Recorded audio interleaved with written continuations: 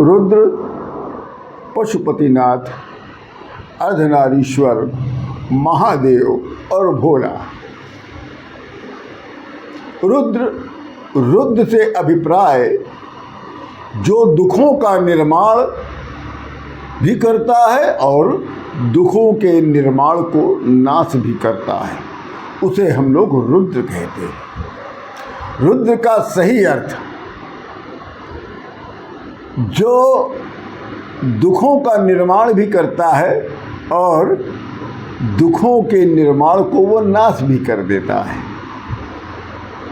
वो केवल एकमात्र कौन है? वो रुद्र हैं।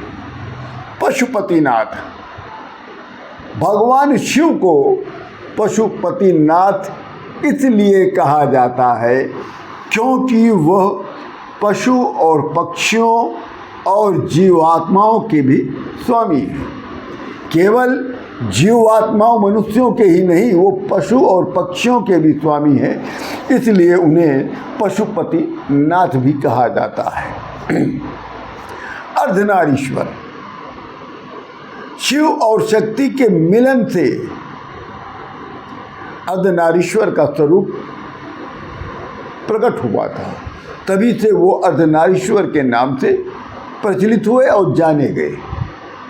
अर्थात अर्धनारीश्वर का क्या होता है?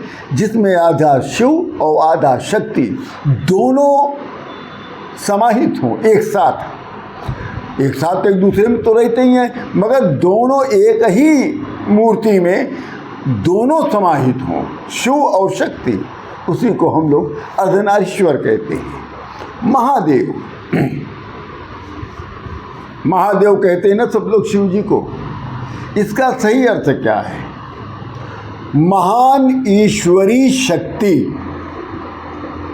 जिसके पास महान ईश्वरी शक्ति होती है उसे ही महादेव कहते हैं। अब हम लोग बहुत से लोग उनको भोलेनाथ के नाम से भी पुकारते हैं, जानते हैं। जो भोलेनाथ का जो शब्द पहला है भोला, भोला का क्या अर्थ है? जो कोमल हृदय, दयालु, जो सरलता से माफ करने वाला हो, उसे भोला कहते हैं। ये विश्वास किया जाता है कि भगवान शिव जी आसानी से, सरलता से हर किसी पर प्रसन्न हो जाते हैं और उसके गलतियों को क्षमा कर देते हैं, इसीलिए उनको भोला भी कहा गया है।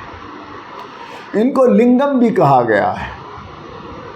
लिंगम इसलिए कहा गया है कि पूरा जो ब्रह्मांड है उसका स्वरूप ही लिंग स्वरूप है। शिवलिंग के स्वरूप ही पूरा ब्रह्मांड है,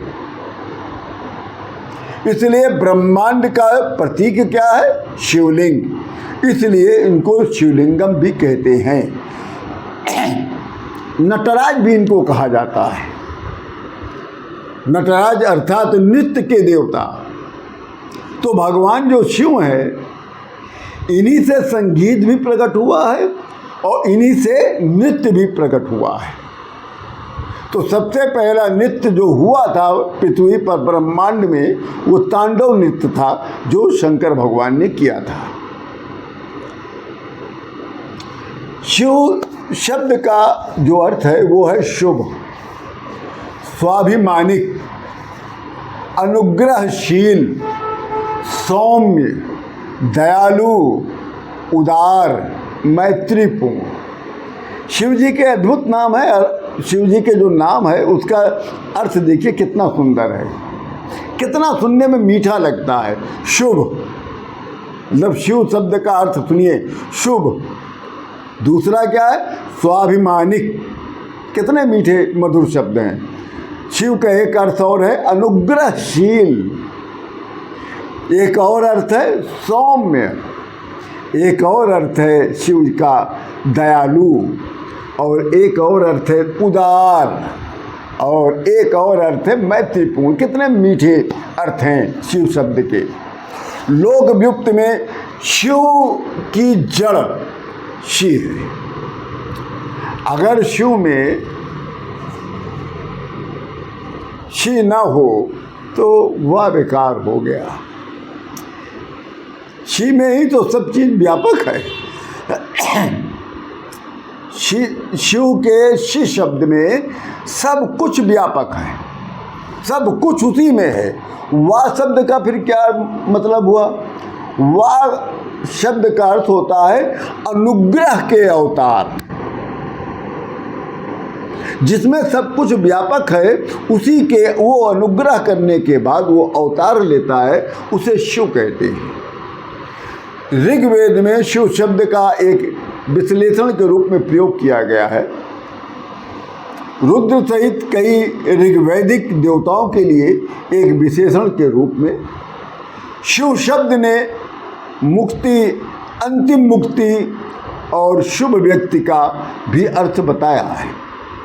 इस विश्लेषण का प्रयोग विशेष रूप से साहित्य के वैदिक परतों में कई देवताओं को संबोधन करने के लिए किया गया है।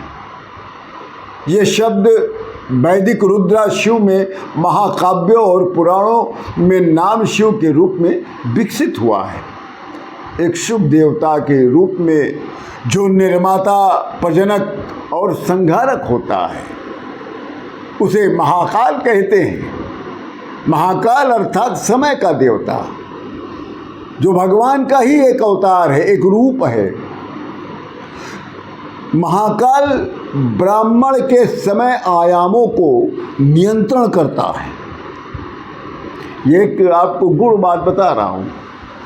महाकाल जो है ब्राह्मण के समय आयामों को नियंत्रित किया करता है, उसे महाकाल कहते हैं। जय जय श्री राम।